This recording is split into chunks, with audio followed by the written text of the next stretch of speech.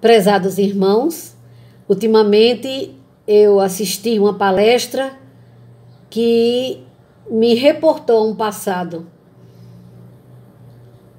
Quando eu iniciei na doutrina dos espíritos, quando eu entrei pela primeira vez na Federação Espírita Paraibana, eu escutei uma palestra do senhor César Reis a respeito de Deus na natureza. E o jovem que nesse momento, a semana passada, estava virtualmente falando sobre Deus, o jovem Rodrigo Moura, ele me reportou a esse episódio, onde a emoção é intensa e as lágrimas rolavam em abundância. César Reis falava da tabela periódica, das ligações químicas, das ligações iônicas. E ele dizia que as ligações iônicas é um tipo de ligação química baseada na atração eletrostática de íons com cargas opostas. Preste bem atenção, cargas opostas se atraem. Tal ligação ocorre entre metais e não metais, ou entre metais e o hidrogênio, onde os metais, por possuírem uma baixa eletronegatividade, tendem a perderem elétrons das suas camadas de valência.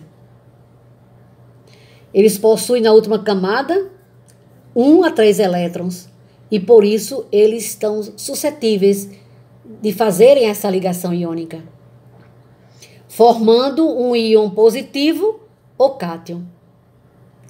E os não metais tendem a receber elétrons em sua última camada. A sua última camada de valência, onde inicialmente possui de 5 a 7.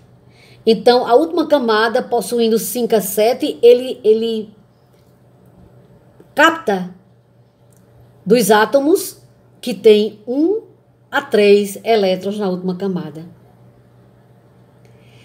E após a aquisição desses eventuais elétrons, tornam-se um ânion. O átomo do não metal tem uma configuração eletrônica semelhante à de um gás nobre, quase totalmente preenchido de elétrons. Ele tem alta eletronegatividade e facilmente ganha um elétron, formando um íon negativo ou um ânion. E ele dizia, a ligação iônica, o que a gente aprende lá no começo quando faz química, né? Química geral. A ligação iônica é a mais forte das ligações primárias. E aí ele falava, arrematando, né? Que a ligação iônica é aquela em que a transferência definitiva de elétrons entre os átomos dos elementos químicos com formação de íons. Então, aqueles que têm 1 a 3 elétrons na última camada perdem definitivamente nessa ligação, nessas ligações naturais do mundo subatômico. Mas que também existe uma ligação chamada covalente. Na ligação covalente, é um tipo de ligação química que ocorre com o compartilhamento dos pares de elétrons entre átomos, que podem ser o hidrogênio, a metais ou semimetais. Os átomos de elementos, dos elementos, eles possuem a tendência de ganharem elétrons para alcançarem a estabilidade. Então, no momento em que ele explicava sobre as ligações químicas da tabela periódica, sobre as ligações iônicas e covalentes, ele fez o comparativo com o espírito humano. Foi algo tão lindo, tão emocionante, que as ligações, muitas vezes, entre os seres humanos são iônicas.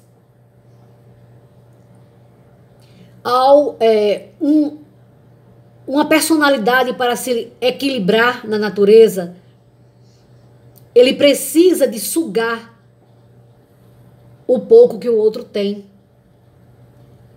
E as ligações covalentes são dos espíritos que já alcançaram uma certa estabilidade e eles compartilham elétrons.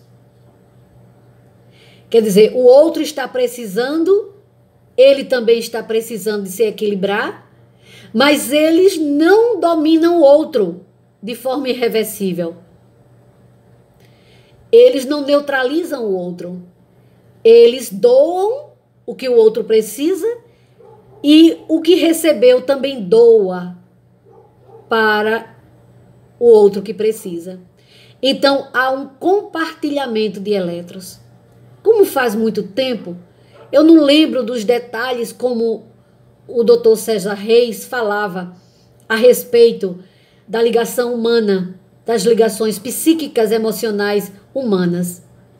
Mas nesse momento eu lembrei, e o jovem Rodrigo também lembrou de Joana de Ângeles, no livro Filho de Deus, quando ele se reporta à ordem de Deus. E ela diz: há em tudo uma ordem divina. Embora não a detectes, ela manifesta em tudo, expressando a sua origem no Criador. Em ti também se encontra presente, no corpo, na mente, na alma, regulando-te a vida e fomentando-a. Se consegues identificar-te com essas vibrações que emanam de Deus, haverá harmonia em tua existência, em tudo que realizas e com quem estejas. Com quem estejas. Tens que buscá-la, caso não a percebas e notes apenas insucessos, atrasos, desafios desanimadores. Todos estes aparentes percalços, todavia, trabalham juntos para o teu bem, o teu progresso. Não obstante se apresente o caminho por onde segues, pejado de abrolhos, aferra-te à certeza de que Deus é responsável por tudo. E assim mesmo a ordem, esse equilíbrio divino te conduzirá ao bem. Conscientizando-te de que não segues ao léu, mas te movimentas na correnteza da ordem superior, superarás tensões e amarguras, ansiedades e desgostos. Porque esse hálito de Deus que a tudo e a todos vitaliza, manifesta-se em ti e através de tudo aquilo que te diz respeito. Não te permitas resistir a essa energia envolvente e condutora. Coopera com estatuído pelas soberanas leis, facultando que elas cooperem contigo, trazendo-te paz e abençoando as tuas horas. A ordem de Deus, no microcosmo, no macrocosmo, na nossa constituição fisiológica, essa obra-prima do corpo físico, que é o corpo físico, em cada átomo, em cada célula, nesse sangue que circula, que nós nem percebemos, por essa bomba perfeita chamada coração, que também funciona sem a nossa percepção. Que a nossa capacidade intelectiva também seja observada, os nossos 5 sentidos e o 6º sentido, a percepção extrasensorial. Concluindo, lembramos André Luiz quando diz, primeiro Paulo, o apóstolo, quando diz, em Deus nos movemos e em Deus existimos. E André Luiz, em uma de suas obras, numa comparação feliz e maravilhosa e singela, que nós estamos para Deus, assim como o peixe está para as águas. nele contido.